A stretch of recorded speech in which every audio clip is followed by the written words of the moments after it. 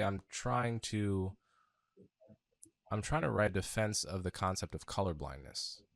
Colorblindness is a dirty word now. If you Google colorblindness, race, Google those two words so that you don't get articles about, like people that can't see colors, literally, lack cones and rods in their eyes.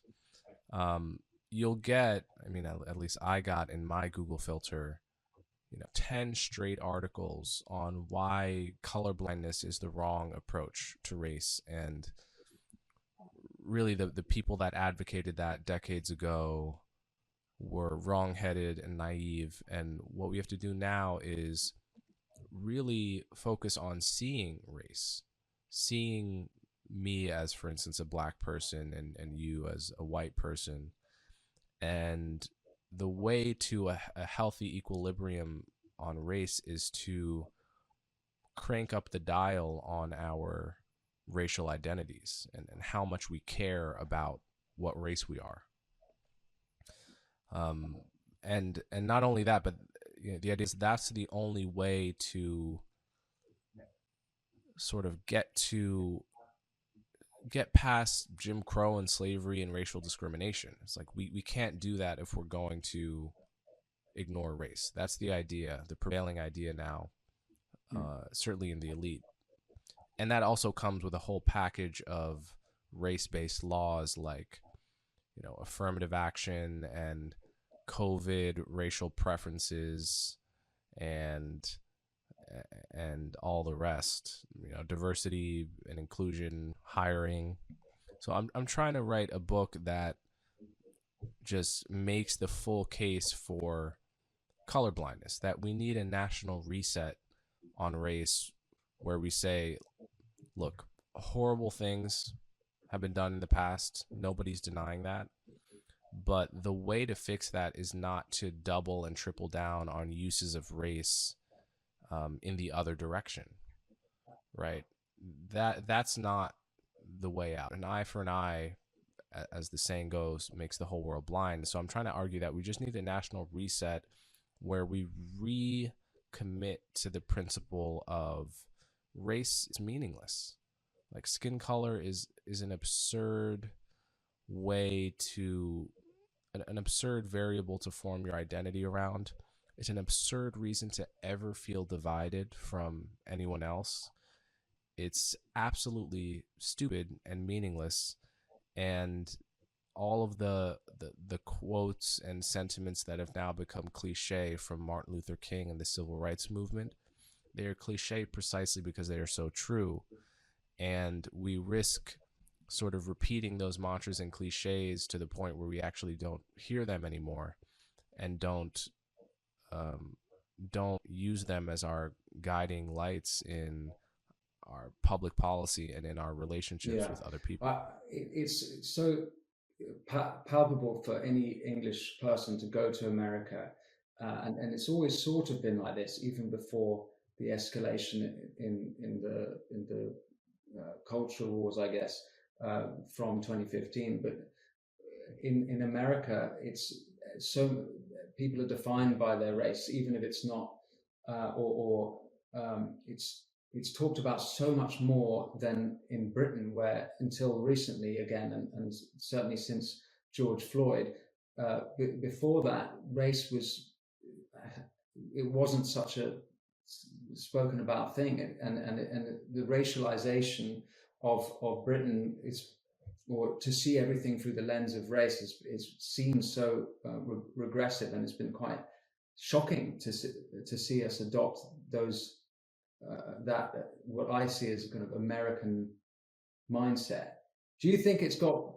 Okay, it slightly irks me when people say that, only because, especially people from European countries, where you've had a history where your ethnic groups and ethnic divisions have been purposely bounded by borders, and slaves and colonies were kept overseas. For where in America, the challenge we faced was that when slavery ended, the slaves were living right next to the masters. that was a challenge that was never faced by European countries which kept their colonies hundreds or thousands of miles away. And so it was a different challenge to begin with, and it was, the difference in the American identity is that it was never supposed to be an ethnic identity, whereas every European country could say pretty credibly, maybe until recently, that, listen, Germany is for Germans. That's just how it's done. France is for the French. We're an ethnicity and a country. France is a little bit of a different case, but Finland is for the Finns. We all speak the same language. We're all the same ethnicity, and we're different from the Swedes, and we're different from the Germans, and that's why we have our own country. We look different. We talk different, and America was one of the only places to try and have the challenge of having a non-ethnic identity from the start, and it's been tough, and we haven't done a perfect job for sure, but it's sort of a different challenge. There's an immediate thing that jumps out there, particularly if you say like Germany is for the Germans. Like, I'm sure, obviously we think of how badly that went in the 20th century. But in America, it's not just the slaves and masters, or even all the white, different disparate ethnic groups, be they Italians or Germans or Irish, or then there's the Asians. They're all, it's a nation of different ethnicities. So I totally understand that America had a completely different set of problems to start with. But I'm not sure in Europe that idea of it. I mean, yeah, you're right. I guess that ethnic groups are sort of initially by accident, but even then, when those groups, when nations evolved, ethnicity wasn't even necessarily things that people were thinking about. It sort of an accident was beside the point. Right. I mean, you could argue though that it was masked by the construct of nations. Like, what is a nation in Europe but an ethnic group that's fought on a particular piece of land and fought for certain borders? Yeah, but even in Britain's not. There's so many different ethnicities over the 1,000 years that Britain has existed that make up, and it's constantly changing. And there, and there's been like bitter wars between all of them.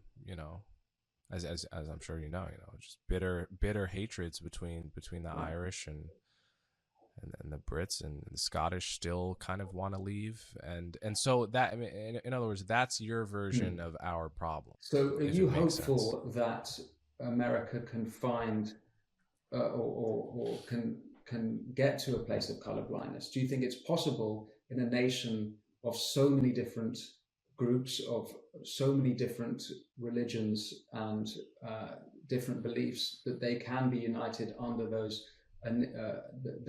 liberal Enlightenment ideas on which it was founded? So it will never fully win. I don't expect my principles to ever fully win out. What I do think is possible is for us to do much better than we've been doing. And for a critical mass among people with power, people in the elite, who, let's face it, are more the ones that are going to be reading a book of this sort to begin with, and who are more of the ones that are creating this problem, right? Like this problem of woke race obsession is overwhelmingly an elite problem. Mostly what working class people expect when they come to America is a facially race neutral system in which they can work their ass off.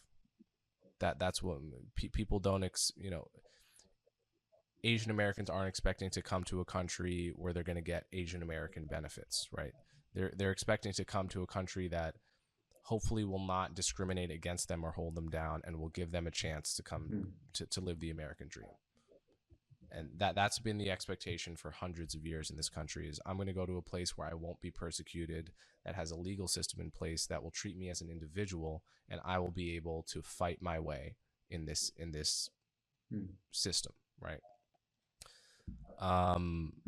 But what I would hope is that a critical mass of people in power will be able to say no to race obsession and to say yes to Enlightenment ideals and procedural fairness and treating people as an individual rather than a member of their racial group. And the more people do that, the more we are, steering our ship through this storm in a way that will allow it to survive, and will minimize interracial, interethnic conflict. So to answer your question, no, we're never going to be perfect or anything close to it. But I view what I'm advocating for as someone who's akin to someone who's advocating for peace rather than violence. Right? Like, you never actually expect to zero out the violence, but at the very least, you want to know that you're going in the right direction, right? And what I fear we've lost is that no one even talks anymore about the desire to be a colorblind nation. In the 70s and 80s and 90s, you had people like Thurgood Marshall.